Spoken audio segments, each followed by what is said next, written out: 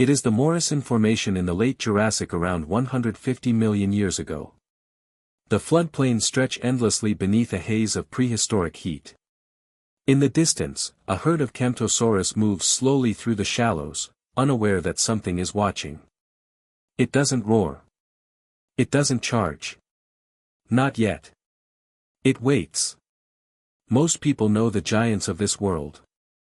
The colossal Brachiosaurus. The bone-crushing Allosaurus or the massive, rarely seen Torvosaurus. These are the names written into fossil record and film history alike. But there is another predator here. One that has been hiding in the shadows, of history, of science, and of popular culture, for far too long. This is the story of Ceratosaurus. When we picture the great hunters of the Jurassic, a certain hierarchy comes to mind. Allosaurus, the apex predator, the lion of its era. Torvosaurus, larger, rarer, terrifying. These are the creatures that dominate documentaries, museum halls, and blockbuster franchises. Ceratosaurus. It had one brief, blurry cameo in Jurassic Park 3. It appeared for approximately 4 seconds, long enough to smell a pile of dinosaur dung and disappear back into the jungle. And with that, one of the most successful predators of the Jurassic was promptly forgotten. Ceratosaurus was not small. Stretching up to 8 meters in length, it was a formidable animal by any measure.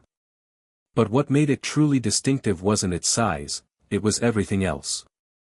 That horn. The ridge of osteoderms running down its back.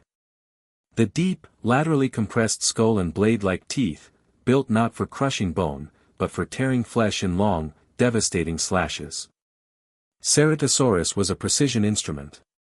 Purpose-built. Evolved over millions of years into something ruthlessly efficient. And now, back to those floodplains. The Camptosaurus herd wades through the shallows, feeding on low-growing vegetation along the river's edge. The air is thick. The water is warm. The Ceratosaurus barely moves. There is growing evidence that Ceratosaurus may have been a more semi-aquatic hunter than its contemporaries, more comfortable near rivers, more patient in water, built for an ambush environment rather than an open-ground chase. Its laterally flattened tail, more flexible than those of other large theropods, may have aided swimming or movement through shallow waterways. It was built for exactly this moment. The herd shifts. One individual separates, younger, slower, distracted. The predator's muscles coil. In an instant, the stillness shatters. The Ceratosaurus erupts from the shallows with explosive force. There is no warning. No sound until it's already too late. The attack is swift, powerful, and absolute. This is not the kill of a desperate scavenger. This is the kill of an animal that knows precisely what it is doing. Here is what the fossil record suggests: Ceratosaurus and Allosaurus coexisted in the same ecosystem, competing for some of the same resources, yet Ceratosaurus persisted. It carved out its niche. It thrived alongside a larger, more powerful rival, not by out-competing it head-on, but by adapting, specializing, and exploiting opportunities the bigger predators ignored. That is not weakness. That is evolutionary intelligence. Smaller prey. River corridors. Ambush terrain. Ceratosaurus wasn't losing a competition with Allosaurus, it was playing a different game entirely. And it was winning.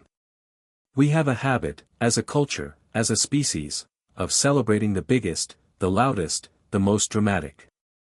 We build museums around Allosaurus. We make films about the giants.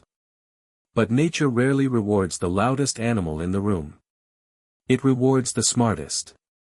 The most adaptable. The one still alive when conditions change. Ceratosaurus survived the Jurassic. It left fossils on multiple continents. It persisted, evolved, and endured for millions of years alongside some of the most fearsome predators that ever walked the earth. Forgotten. Not by the fossil record. And not anymore.